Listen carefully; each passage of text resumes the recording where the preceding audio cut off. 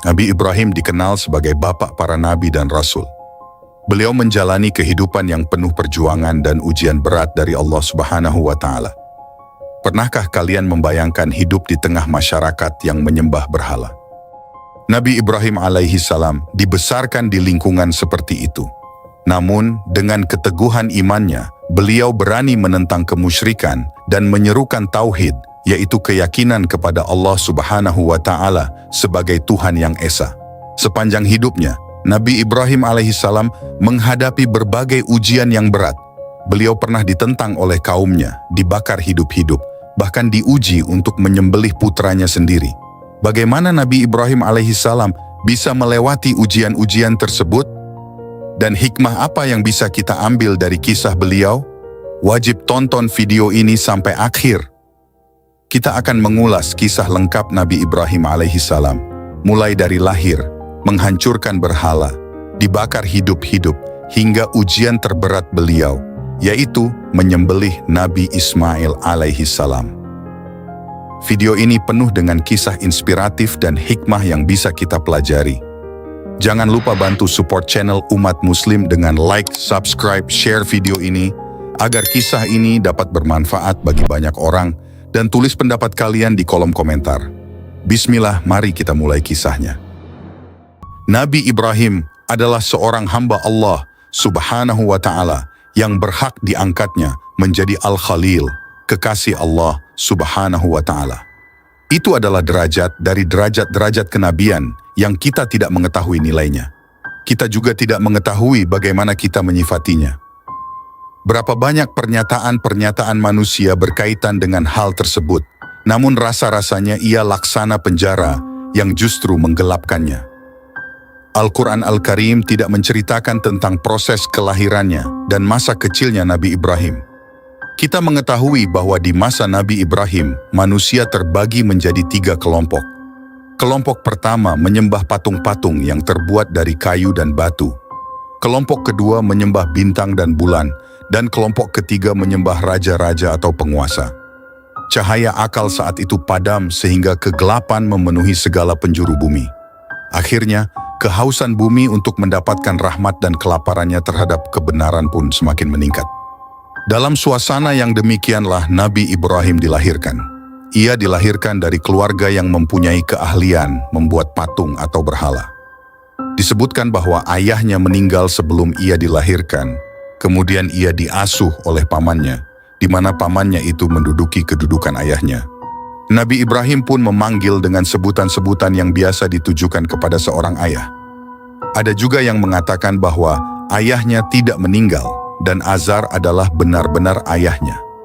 Ada pendapat lain yang mengatakan bahwa Azar adalah nama salah satu patung yang cukup terkenal yang dibuat oleh ayahnya.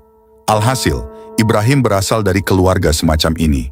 Kepala keluarga Ibrahim adalah salah seorang seniman yang terbiasa memahat patung-patung, sehingga profesi si ayah mendapatkan kedudukan istimewa di tengah-tengah kaumnya. Keluarga Nabi Ibrahim sangat dihormati. Dalam bahasa kita saat ini bisa saja ia disebut dengan keluarga aristokrat.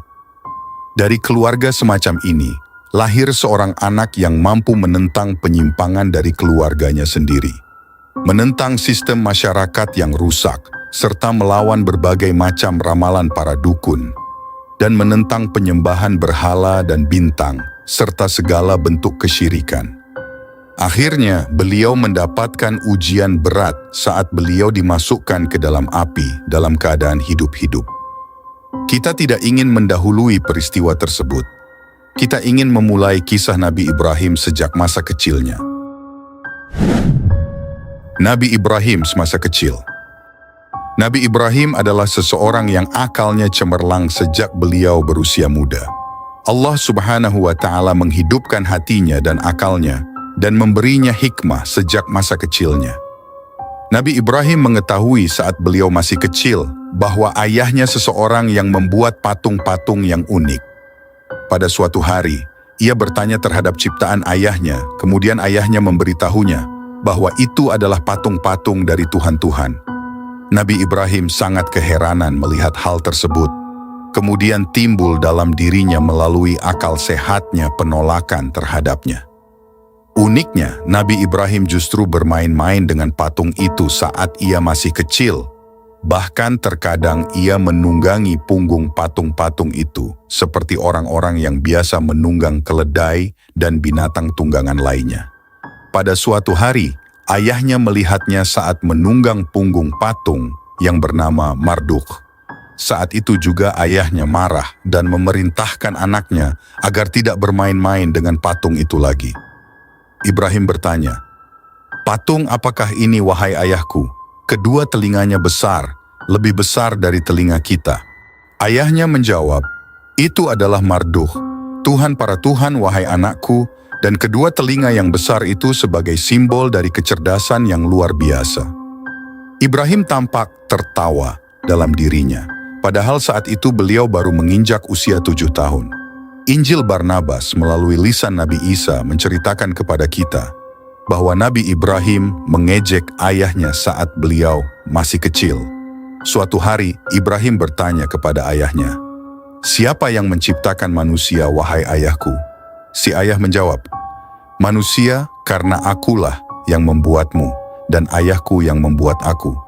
Ibrahim justru menjawab, "Tidak demikian, wahai ayahku, karena aku pernah mendengar seseorang yang sudah tua yang berkata, 'Wahai Tuhanku, mengapa engkau tidak memberi aku anak?' Si ayah berkata, 'Benar, wahai anakku, Allah yang membantu manusia untuk membuat manusia, namun Dia tidak meletakkan tangannya di dalamnya. Oleh karena itu, manusia harus menunjukkan kerendahan di hadapan Tuhannya dan memberikan kurban untuknya.' Kemudian Ibrahim bertanya lagi, 'Berapa banyak Tuhan-Tuhan itu, wahai ayahku?'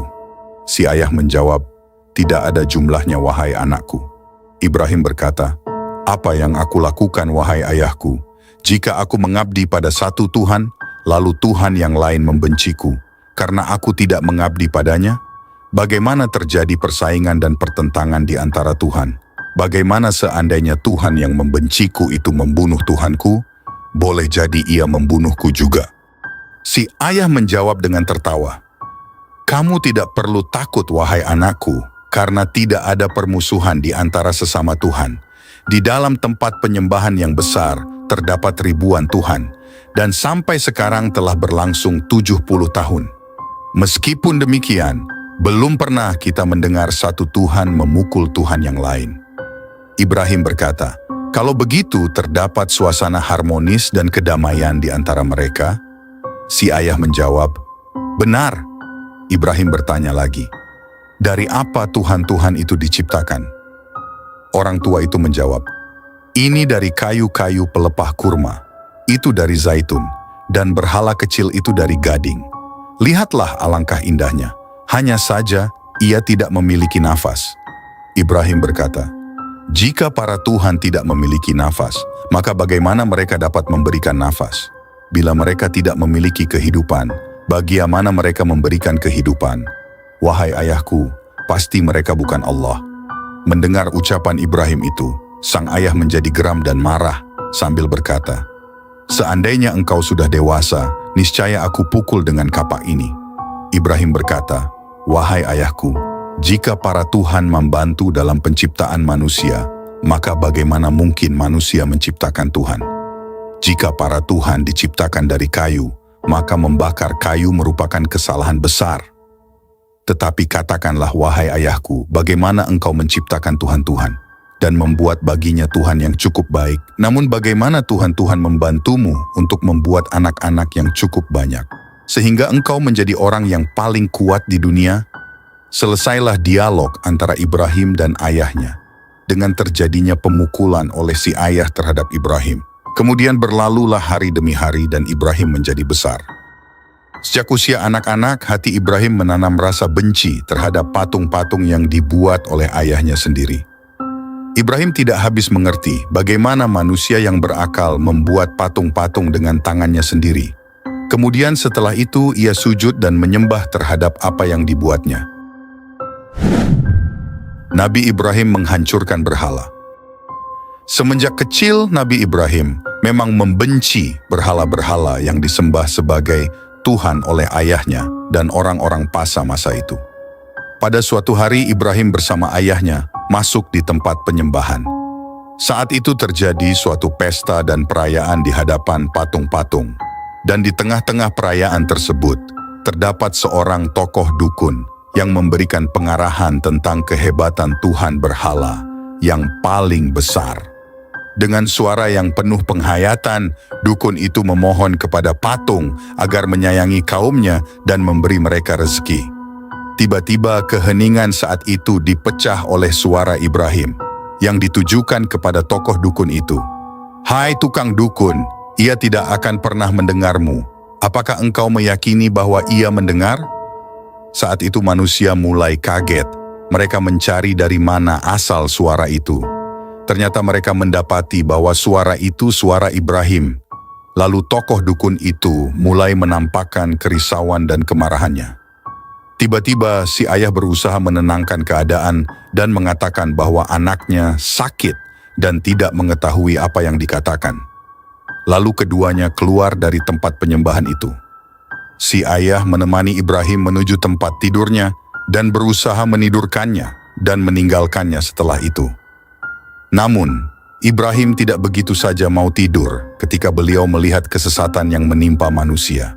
Beliau pun segera bangkit dari tempat tidurnya. Beliau bukan seorang yang sakit. Beliau merasa dihadapkan pada peristiwa yang besar. Beliau menganggap mustahil bahwa patung-patung yang terbuat dari kayu-kayu dan batu-batuan itu menjadi Tuhan bagi kaumnya. Ibrahim keluar dari rumahnya menuju ke gunung. Beliau berjalan sendirian di tengah kegelapan. Beliau memilih salah satu gua di gunung, lalu beliau menyandarkan punggungnya dalam keadaan duduk termenung. Beliau memperhatikan langit. Beliau mulai bosan memandang bumi yang dipenuhi dengan suasana jahiliyah, yang bersandarkan kepada berhala. Tidak lama setelah Nabi Ibrahim memperhatikan langit, kemudian beliau melihat-lihat berbagai bintang yang disembah di bumi. Saat itu hati Nabi Ibrahim sebagai pemuda yang masih belia merasakan kesedihan yang luar biasa. Lalu beliau melihat apa yang di belakang bulan dan bintang. Hal itu sangat mengagumkannya. Mengapa manusia justru menyembah ciptaan Tuhan? Bukankah semua itu muncul dan tenggelam dengan izinnya? Nabi Ibrahim mengalami dialog internal dalam dirinya. Allah Subhanahu wa Ta'ala menceritakan keadaan ini dalam surah Al-An'am. Dan ingatlah, di waktu Ibrahim berkata kepada bapaknya Azar, "Pantaskah kamu menjadikan berhala-berhala sebagai Tuhan-Tuhan? Sesungguhnya aku melihat kamu dan kaummu dalam kesesatan yang nyata. Dan demikianlah kami perlihatkan kepada Ibrahim tanda-tanda keagungan, kami yang terdapat di langit dan di bumi, dan kami memperlihatkannya, agar Ibrahim itu termasuk orang-orang yang yakin." Ketika malam menjadi gelap, dia melihat sebuah bintang, lalu dia berkata, "Inilah Tuhanku." Tetapi tatkala bintang itu tenggelam, dia berkata, "Saya tidak suka kepada yang tenggelam." Al-Quran Surah Al-An'am 74-76. Kita ketahui bahwa di zaman Nabi Ibrahim, manusia menjadi 3 bagian. Sebagian mereka menyembah berhala, sebagian lagi menyembah bintang, dan sebagian yang lain menyembah para raja. Hari demi hari berlalu sejak saat itu. Nabi Ibrahim terus menentang para penyembah berhala, matahari, bulan, dan raja. Pada satu waktu terjadi perselisihan antara Nabi Ibrahim dengan kaumnya. Tentu yang termasuk orang yang paling menentang beliau dan marah kepada sikap beliau, itu adalah ayahnya dan pamannya yang mendidiknya laksana seorang ayah. Akhirnya, si ayah dan si anak terlibat dalam pergulatan yang sengit, di mana kedua-duanya dipisahkan oleh prinsip-prinsip yang berbeda. Si anak bertengger di puncak kebenaran bersama Allah Subhanahu wa Ta'ala. Sedangkan si ayah berdiri bersama kebatilan. Si ayah berkata kepada anaknya, "Sungguh besar ujianku kepadamu wahai Ibrahim. Engkau telah berkhianat kepadaku dan bersikap tidak terpuji kepadaku." Ibrahim menjawab, "Wahai bapakku, mengapa kamu menyembah sesuatu yang tidak dapat mendengar, tidak melihat dan tidak dapat menolong kamu sedikitpun? Wahai bapakku, sesungguhnya telah datang kepadaku sebagian ilmu pengetahuan yang tidak datang kepadamu, maka ikutilah aku, niscaya aku akan menunjukkan kepadamu jalan yang lurus. Wahai bapakku, janganlah kamu menyembah setan, sesungguhnya setan itu durhaka kepada Tuhan yang Maha Pemurah. "Wahai Bapakku, sesungguhnya aku khawatir bahwa kamu akan ditimpa azab dari Tuhan, yang Maha Pemurah sehingga engkau menjadi kawan bagi setan." Al-Quran Surah Maryam ayat 42-45. Sang ayah segera bangkit, dan ia tak kuasa lagi untuk meledakkan amarahnya kepada Ibrahim. "Bencikah kamu kepada Tuhan-Tuhanku, hai Ibrahim? Jika kamu tidak berhenti, maka niscaya kamu akan aku rajam, dan tinggalkanlah aku buat waktu yang lama." Al-Quran Surah Maryam ayat 46. "Jika engkau tidak berhenti dari dakwahmu ini, sungguh aku akan merajammu, aku akan membunuhmu dengan pukulan batu. Demikian balasan siapapun yang menentang Tuhan. Keluarlah dari rumahku, aku tidak ingin lagi melihatmu. Keluar!" Akhirnya pertentangan itu membawa akibat pengusiran Nabi Ibrahim dari rumahnya, dan beliau pun terancam pembunuhan dan perajaman. Meskipun demikian, sikap Nabi Ibrahim tidak pernah berubah. Beliau tetap menjadi anak yang baik dan nabi yang mulia. Beliau berdialog dengan ayahnya dengan menggunakan adab para nabi dan etika para nabi. Ketika mendengar penghinaan, pengusiran, dan ancaman pembunuhan dari ayahnya, beliau berkata dengan lembut, "Semoga keselamatan dilimpahkan kepadamu. Aku akan meminta ampun bagimu kepada Tuhanku. Sesungguhnya Dia sangat baik kepadaku, dan aku akan menjauhkan diri darimu dan dari apa yang kamu sembah selain Allah Subhanahu wa Ta'ala, dan aku akan berdoa kepada Tuhanku. Mudah-mudahan aku tidak akan kecewa dengan berdoa kepada Tuhanku." Al-Quran Surah Maryam ayat 47-48. Nabi Ibrahim pun keluar dari rumah ayahnya. Beliau meninggalkan kaumnya dan sembahan-sembahan selain Allah Subhanahu wa Ta'ala. Beliau menetapkan suatu urusan dalam dirinya. Beliau mengetahui bahwa di sana ada pesta besar yang diadakan di tepi sungai, di mana manusia-manusia berbondong-bondong menuju ke sana. Beliau menunggu sampai perayaan itu datang, di mana saat itu kota menjadi sunyi karena ditinggalkan oleh manusia yang hidup di dalamnya, dan mereka menuju ke tempat itu. Jalan-jalan yang menuju tempat penyembahan menjadi sepi, dan tempat penyembahan itu pun ditinggalkan oleh penjaganya. Semua orang mengikuti pesta itu. Dengan penuh hati-hati, Ibrahim memasuki tempat penyembahan dengan membawa kapak yang tajam. Ibrahim melihat patung-patung Tuhan yang terukir dari batu-batu dan kayu-kayu. Ibrahim pun melihat makanan yang diletakkan oleh manusia di depannya sebagai hadiah dan nazar. Ibrahim mendekat pada patung-patung itu. Kepada salah satu patung dengan nada bercanda ia berkata, "Makanan yang ada di depanmu, hai patung, telah dingin. Mengapa engkau tidak memakannya?" Namun patung itu tetap membisu. Ibrahim pun bertanya kepada patung-patung lain di sekitarnya. Kemudian ia pergi dengan diam-diam kepada berhala-berhala mereka. Lalu ia berkata, "Mengapa kalian tidak makan?" Al-Quran Surah Asy-Syaffat ayat 91. Ibrahim mengejek patung-patung itu. Ibrahim mengetahui bahwa patung itu memang tidak dapat memakannya.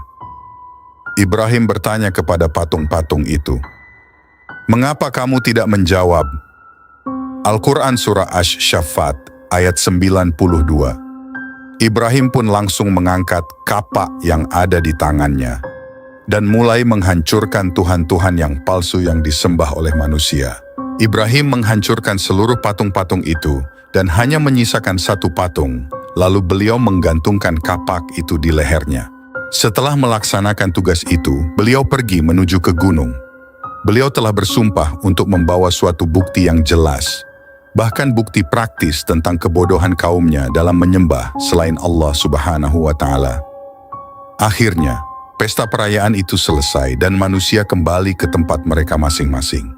Dan ketika salah seorang masuk ke tempat sembahan itu, ia pun berteriak. Manusia-manusia datang menolongnya dan ingin mengetahui apa sebab di balik teriakan itu. Dan mereka mengetahui bahwa Tuhan-Tuhan semuanya telah hancur, yang tersisa hanya satu. Mereka mulai berpikir, siapa penyebab semua ini? Akhirnya mereka pun mengetahui dan menyadari bahwa ini adalah ulah Ibrahim yang telah mengajak mereka untuk menyembah Allah Subhanahu wa Ta'ala. Mereka berkata, Kami dengar ada seorang pemuda yang mencela berhala-berhala ini yang bernama Ibrahim. Al-Quran Surah Al-Anbiya ayat 60. Mereka segera mendatangi Ibrahim. Ketika Ibrahim datang, mereka bertanya kepadanya, "Apakah benar engkau yang melakukan semua ini terhadap Tuhan kami, wahai Ibrahim?" Al-Quran Surah Al-Anbiya ayat 62. Ibrahim membalas dengan senyuman, lalu ia menunjuk kepada Tuhan yang paling besar, yang tergantung di lehernya sebuah kapak. "Tidak," Ibrahim menjawab, "sebenarnya patung yang besar itulah yang melakukannya. Maka tanyakanlah kepada berhala itu, jika mereka dapat berbicara." Al-Quran Surah Al-Anbiya ayat 63. Para dukun berkata, "Siapa yang harus kita tanya?" Ibrahim menjawab, "Tanyalah kepada Tuhan kalian." Kemudian mereka berkata, "Bukankah engkau mengetahui bahwa Tuhan-Tuhan itu tidak berbicara?" Ibrahim membalas, "Mengapa kalian menyembah sesuatu yang tidak mampu berbicara? Sesuatu yang tidak mampu memberikan manfaat dan sesuatu yang tidak mampu memberikan mudarat. Tidakkah kalian mau berpikir sebentar di mana letak akal kalian? Sungguh Tuhan-Tuhan kalian telah hancur, sementara Tuhan yang paling besar berdiri dan hanya memandanginya. Tuhan-Tuhan itu tidak mampu menghindarkan gangguan dari diri mereka, dan bagaimana mereka dapat mendatangkan kebaikan buat kalian? Tidakkah kalian mau berpikir sejenak? Kapak itu tergantung di Tuhan yang paling besar, tetapi anehnya dia tidak dapat menceritakan apa yang terjadi. Ia tidak mampu berbicara, tidak mendengar, tidak bergerak, tidak melihat, tidak memberikan manfaat, dan tidak membahayakan. Ia hanya sekadar batu. Lalu mengapa manusia menyembah batu? Di mana letak akal pikiran yang sehat?" Allah Subhanahu wa Ta'ala menceritakan peristiwa tersebut dalam firman-Nya. "Dan sesungguhnya telah kami anugerahkan kepada Ibrahim hidayah kebenaran sebelum Musa dan Harun, dan adalah kami mengetahui keadaannya. Ingatlah, ketika Ibrahim berkata kepada bapaknya dan kaumnya, 'Patung-patung itu, apakah ini yang kamu tekun beribadat kepadanya?' Mereka menjawab, 'Kami mendapati bapak-bapak kami menyembahnya.' Ibrahim menjawab, 'Sesungguhnya kamu dan bapak-bapakmu berada dalam kesesatan yang nyata.' Mereka menjawab, 'Apakah kamu datang kepada kami dengan sungguh-sungguh? Ataukah kamu termasuk orang-orang yang bermain-main?' Ibrahim berkata, 'Sebenarnya Tuhan kamu ialah Tuhan langit dan bumi yang telah menciptakannya. Dan aku termasuk orang-orang yang dapat memberikan bukti atas apa yang demikian itu. Demi Allah, sesungguhnya aku akan melakukan tipu daya terhadap berhala-berhalamu sesudah kamu pergi meninggalkannya.' Maka Ibrahim membuat berhala-berhala itu hancur, berpotong-potong, kecuali yang terbesar dari patung-patung yang lain, agar mereka kembali untuk bertanya kepadanya. Mereka berkata, 'Siapakah yang melakukan perbuatan ini terhadap Tuhan-Tuhan kami? Sesungguhnya dia termasuk orang-orang yang zalim.' Mereka berkata, 'Kami mendengar ada seorang pemuda yang mencela berhala-berhala ini yang bernama Ibrahim.' Mereka berkata, 'Kalau demikian, bawalah dia dengan cara yang dapat dilihat orang banyak, agar mereka menyaksikannya.' Mereka bertanya, 'Apakah kamu yang melakukan perbuatan ini terhadap Tuhan-Tuhan kami, hai Ibrahim?' Ibrahim menjawab, 'Sebenarnya patung yang besar itulah yang melakukannya. Maka tanyakanlah kepada berhala itu. Jika mereka dapat berbicara, maka mereka telah kembali kepada kesadaran mereka, dan lalu berkata, sesungguhnya kamu sekalian adalah orang-orang yang menganiaya diri sendiri.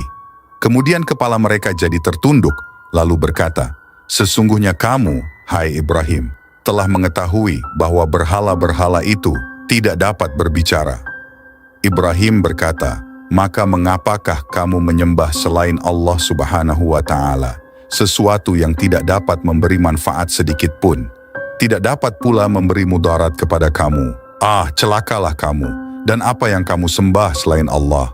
Maka apakah kamu tidak memahaminya? Mereka berkata, bakarlah dia dan bantulah Tuhan-Tuhan kami, jika kamu benar-benar hendak bertindak. Al-Quran Surah Al-Anbiya ayat 51-68. Nabi Ibrahim mampu menundukkan mereka dengan argumentasi dan logika, berpikir yang sehat, tetapi mereka membalasnya dengan menetapkan akan menggantungnya di dalam api. Sungguh ini sangat mengherankan. Suatu mahkamah yang mengerikan digelar, di mana si tertuduh akan dihukum dengan pembakaran. Tersebarlah berita itu di kerajaan dan di seluruh negeri. Manusia-manusia berdatangan dari berbagai pelosok. Mereka berdatangan dari gunung-gunung, dari berbagai desa, dan dari berbagai kota untuk menyaksikan balasan yang diterima bagi orang yang berani menentang Tuhan, bahkan menghancurkannya. Mereka menggali lubang besar yang dipenuhi kayu-kayu, batu-batu, dan pohon-pohon, lalu mereka menyalakan api di dalamnya. Kemudian mereka mendatangkan manjanik, yaitu suatu alat yang dapat digunakan untuk melempar Nabi Ibrahim ke dalam api, sehingga ia jatuh ke dalam lubang api. Mereka meletakkan Nabi Ibrahim setelah mereka mengikat kedua tangannya dan kakinya pada manjanik itu. Api pun mulai menyala dan asapnya mulai membumbung ke langit. Manusia yang melihat peristiwa itu berdiri agak jauh dari galian api itu karena saking panasnya. Lalu, seorang tokoh dukun memerintahkan agar Ibrahim dilepaskan ke dalam api. Tiba-tiba, malaikat Jibril berdiri di hadapan Nabi Ibrahim dan bertanya kepadanya, "Wahai Ibrahim, tidakkah engkau memiliki keperluan?" Nabi Ibrahim menjawab, "Aku tidak memerlukan sesuatu darimu." Nabi Ibrahim pun dilepaskan, lalu dimasukkan ke dalam kubangan api. Nabi Ibrahim terjatuh dalam api. Api pun mulai mengelilinginya. Lalu Allah Subhanahu wa Ta'ala menurunkan perintah kepada api. Allah Subhanahu wa Ta'ala berkata, "Wahai api, jadilah engkau dingin," dan membawa keselamatan kepada Ibrahim. Al-Quran Surah Al-Anbiya ayat 69. Api pun tunduk kepada perintah Allah Subhanahu wa Ta'ala sehingga ia menjadi dingin dan membawa keselamatan bagi Nabi Ibrahim. Api hanya membakar tali-tali yang mengikat Nabi Ibrahim. Nabi Ibrahim dengan tenang berada di tengah-tengah api, seakan-akan beliau duduk di tengah-tengah taman. Beliau memuji Allah Subhanahu wa Ta'ala, Tuhannya, dan mengagungkannya. Yang ada di dalam hatinya hanya cinta kepada Sang Kekasih, yaitu Allah Subhanahu wa Ta'ala. Para pembesar dan para dukun mengamati dari jauh betapa panasnya api itu. Bahkan api terus menyala dalam tempo yang lama, sehingga orang-orang kafir mengira bahwa api itu tidak pernah padam. Ketika api itu padam, mereka dibuat terkejut ketika melihat Nabi Ibrahim keluar dari kubangan api dalam keadaan selamat. Wajah mereka menjadi hitam karena terpengaruh asap api, sementara wajah Nabi Ibrahim berseri-seri dan tampak diliputi dengan cahaya dan kebesaran. Bahkan pakaian yang dipakai Nabi Ibrahim pun tidak terbakar, dan beliau tidak tersentuh sedikit pun oleh api. Nabi Ibrahim pun keluar dari api itu, bagaikan beliau keluar dari taman. Lalu orang-orang kafir pun berteriak keheranan. Mereka pun mendapatkan kekalahan dan kerugian. Allah Subhanahu wa Ta'ala berfirman, "Mereka hendak berbuat makar terhadap Ibrahim, maka kami menjadikan mereka itu orang-orang yang paling rugi." Al-Quran Surah Al-Anbiya ayat 70. Nabi Ibrahim melanjutkan dakwah ke berbagai negeri. Nabi Ibrahim tetap melanjutkan dakwahnya di jalan Allah Subhanahu wa Ta'ala. Nabi Ibrahim mencurahkan tenaga dan upayanya untuk membimbing kaumnya. Nabi Ibrahim berusaha menyadarkan mereka dengan berbagai cara. Meskipun beliau sangat cinta dan menyayangi mereka, mereka malah justru marah kepadanya dan malah mengusirnya. Dan tiada yang beriman bersamanya kecuali seorang perempuan dan seorang lelaki. Perempuan itu bernama Sarah, yang kemudian menjadi istrinya, sedangkan laki-laki itu adalah Luth, yang kemudian menjadi nabi setelahnya. Ketika Nabi Ibrahim mengetahui bahwa tidak seorang pun beriman selain kedua orang tersebut, ia menetapkan untuk berhijrah. Sebelum beliau berhijrah, ia mengajak ayahnya beriman. Kemudian Nabi Ibrahim mengetahui bahwa ayahnya adalah musuh Allah Subhanahu wa Ta'ala dan dia tidak akan beriman. Nabi Ibrahim pun berlepas diri darinya dan memutuskan hubungan dengannya. Melalui kisah tersebut, Allah Subhanahu wa Ta'ala memberitahukan kepada kita bahwa hubungan satu-satunya yang harus dipelihara dan harus diperhatikan di antara hubungan-hubungan kemanusiaan adalah hubungan keimanan, bukan hanya hubungan darah. Allah Subhanahu wa Ta'ala berfirman dalam surah At-Taubah dan permintaan ampun dari Ibrahim kepada Allah untuk bapaknya tidak lain hanyalah karena suatu janji yang telah diikrarkannya kepada bapaknya itu. Maka tatkala jelas bagi Ibrahim bahwa bapaknya itu adalah musuh Allah Subhanahu wa Ta'ala, maka Ibrahim berlepas diri darinya. Sesungguhnya Ibrahim adalah seorang yang sangat lembut hatinya lagi penyantun. Al-Quran Surah At-Taubah ayat 114. Nabi Ibrahim keluar meninggalkan negerinya dan memulai petualangannya dalam hijrah.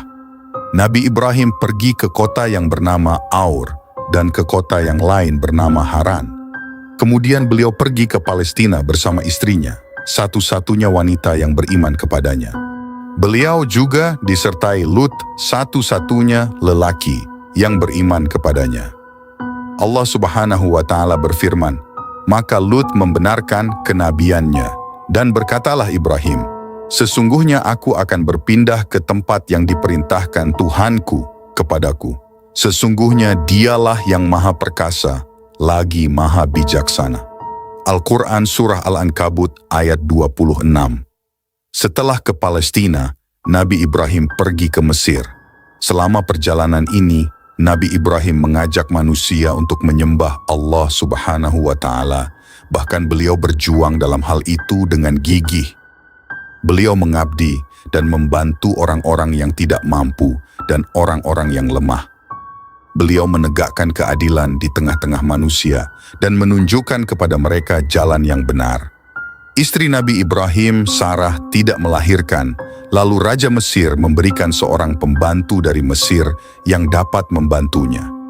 Nabi Ibrahim telah menjadi tua dan rambutnya memutih di mana beliau menggunakan usianya hanya untuk berdakwah di jalan Allah Subhanahu wa Ta'ala.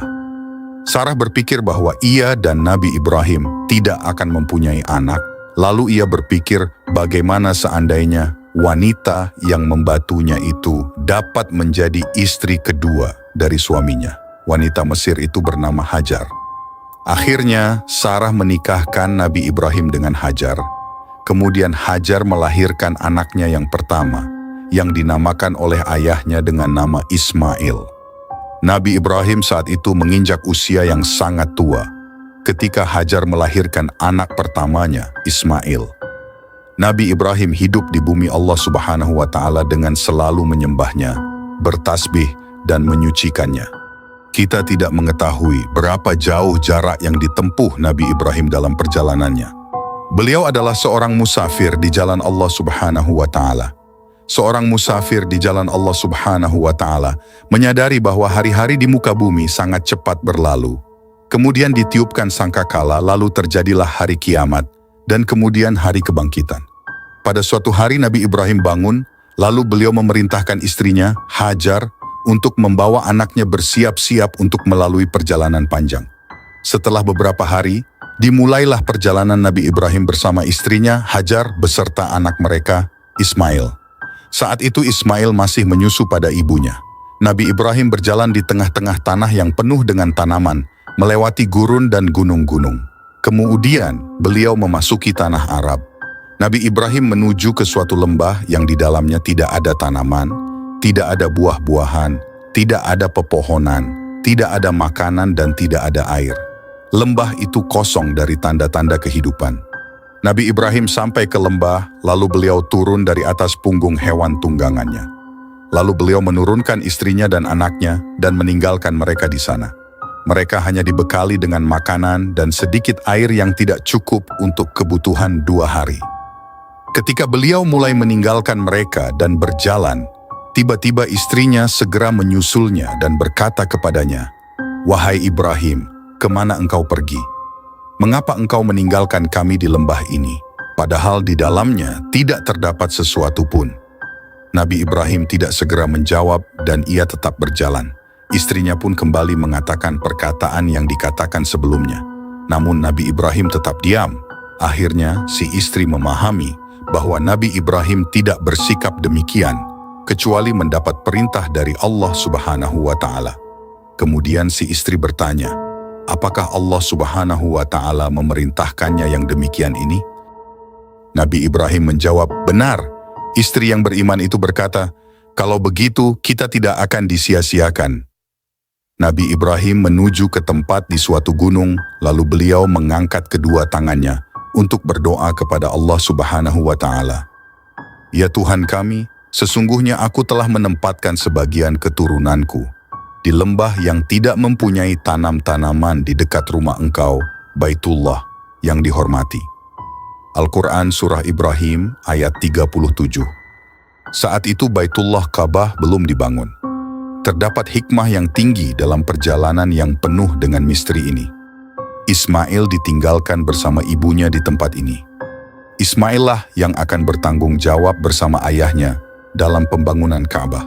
Hikmah Allah Subhanahu wa Ta'ala menuntut untuk didirikannya suatu bangunan di lembah itu dan dibangun di dalamnya Baitullah, di mana kita akan menuju ke sana dan menghadap kepadanya saat kita sholat.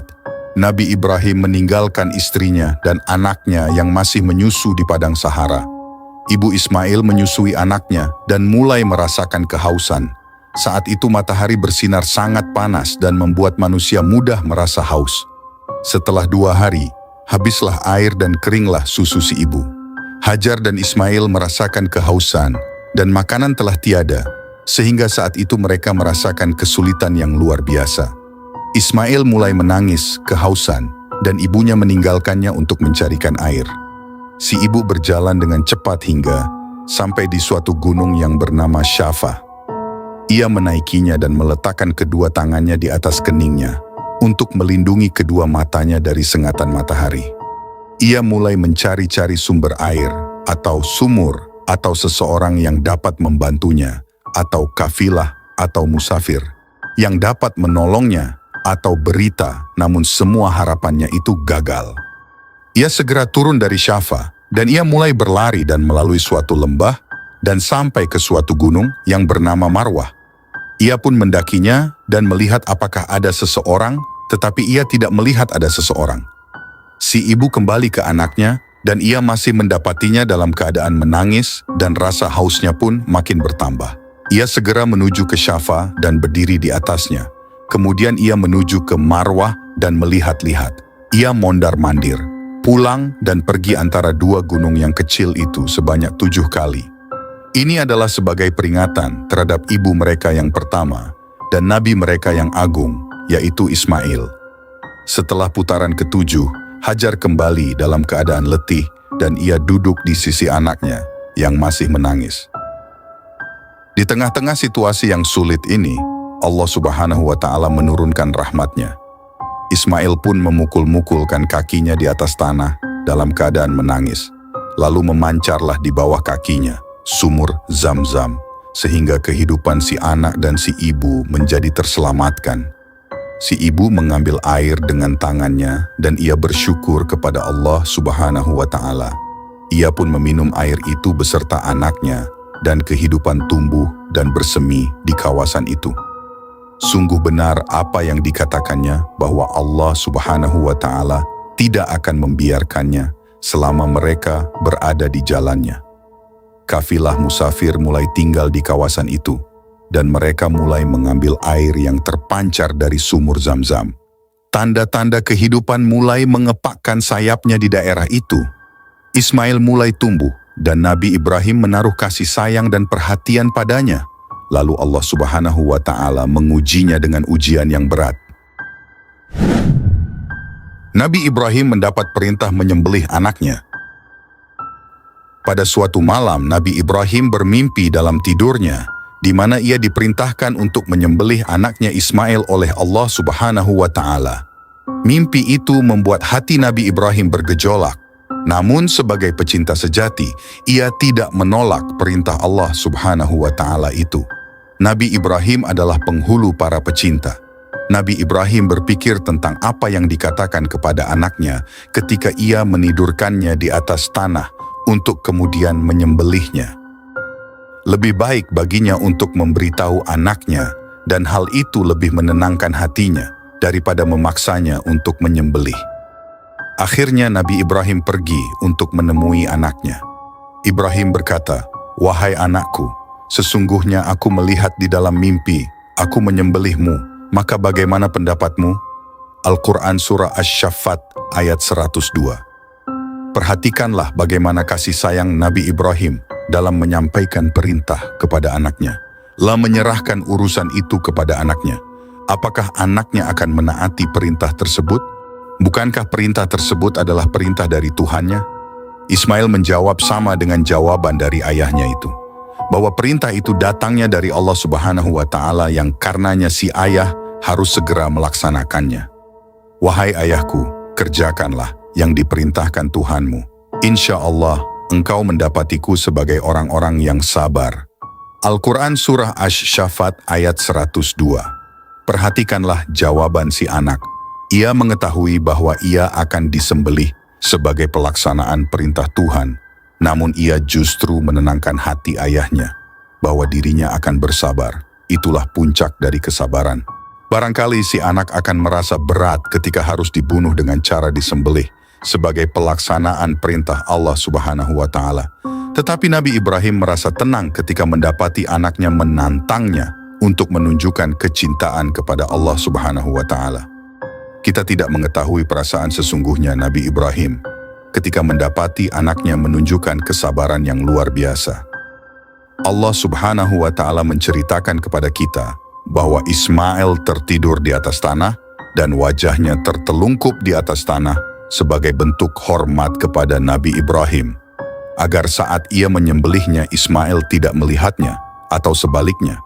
Kemudian Nabi Ibrahim mengangkat pisaunya sebagai pelaksanaan perintah Allah Subhanahu wa Ta'ala. Tatkala keduanya telah berserah diri dan Ibrahim membaringkan anaknya atas pelipisnya, nyatalah kesabaran keduanya. Al-Quran Surah Asy-Syaffat ayat 103. Pada saat pisau siap untuk digunakan sebagai perintah dari Allah Subhanahu wa Ta'ala, Allah Subhanahu wa Ta'ala memanggil Ibrahim. Selesailah ujiannya, dan Allah Subhanahu wa Ta'ala menggantikan Ismail dengan suatu kurban yang besar. Peristiwa tersebut kemudian diperingati sebagai Hari Raya Kurban oleh kaum Muslim, yaitu hari raya yang mengingatkan kepada mereka tentang Islam yang hakiki yang dibawa dan diamalkan oleh Nabi Ibrahim dan Ismail.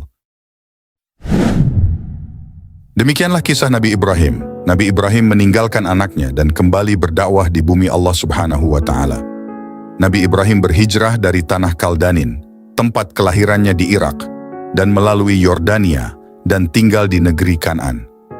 Saat berdakwah, beliau tidak lupa bertanya tentang kisah Nabi Lut bersama kaumnya. Nabi Lut adalah orang yang pertama kali beriman kepadanya. Allah Subhanahu wa Ta'ala telah memberinya pahala dan telah mengutusnya sebagai nabi kepada kaum yang menentang kebenaran. Semoga kita mendapatkan pembelajaran yang berharga dari kisah Nabi Ibrahim alaihi salam.